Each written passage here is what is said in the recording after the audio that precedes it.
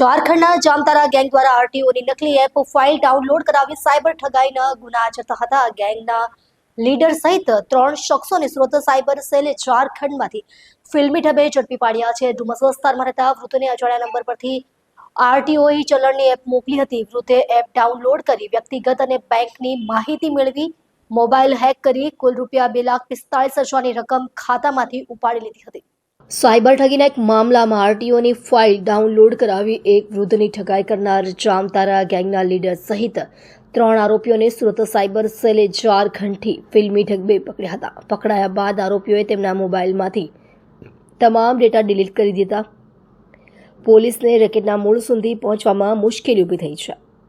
ડુમસ વિસ્તારમાં રહેતા એક વૃદ્ધને 27 ઓગસ્ટે અજાણ્યા નંબરથી આરટીઓની ઈ ચલણ એપ્લિકેશન ડાઉનલોડ કરવાની લિંક મળી. એપ ડાઉનલોડ કરી તેમાં વ્યક્તિગત અને બેંક કાર્ડની વિગતો ભરતા જ એપ બંધ થઈ ગઈ હતી અને આ દરમિયાન ઠગોએ વૃદ્ધનો મોબાઈલ ફોન હેક કરી લીધો હતો અને તેમના ખાતામાંથી રૂપિયા 2,45,000 ચોરી કરી લીધા હતા.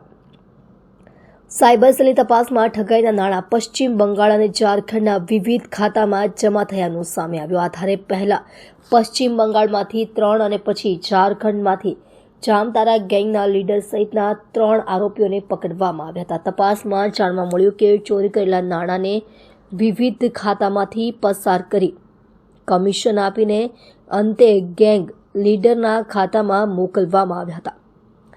પોલીસ હવે આરોપીઓના મોબાઈલમાંથી ડિલીટ થયેલો ડેટા રિકવર કરવાના પ્રયાસો કરી રહી છે. આરોપીઓને રિમાન્ડ પર લઈને તેની સઘન પૂછપરછ ચાલુ છે અને આ મામલામાં હજુ વધુ ફ્રોડ ઉજાગર થવાની શક્યતા છે. साइबर क्राइम सेल में 1/9/2025 रोज़ के दिन एक आरटीओ चालान एपी के फाइल का फ्रॉड यहाँ पे दाखिल हुआ था. उस गुनाह की तपास में पहले भी हमारी टीम एक बार टेक्निकल वर्कआउट करके कोलकाता से 2 लोगों को लेकर आई थी. वो दोनों पैसे विड्रॉ करने का काम करते थे. उसके अलावा जब हमने सीपी सर के मार्गदर्शन में और गृह मंत्री साहब की सूचना में जब हमने इस फ्रॉड में जब डीप तक जाने का प्रयास किया और एपी के फाइल का एनालिसिस किया तो हमें पता चला कि जो मुख्य आरोपी है वो जामतारा से ऑपरेट कर रहा है. और इसलिए फिर 30 अक्टूबर के दिन पीआई AM परमार साहब के नेतृत्व में एक टीम जामतारा गई और जामतारा में ऑपरेशन करके हमने 3 लोगों को पकड़ा है जो ये पूरी आरटीओ चलान वाली जो गैंग है इनमें शामिल है. और इनका मुख्य काम ये है कि ये लोग एपी के फाइल डेवलप करवाते हैं, फिर देश भर में अलग अलग लोगों को अननोन नंबर से भेजते हैं डमी नंबर्स के थ्रू.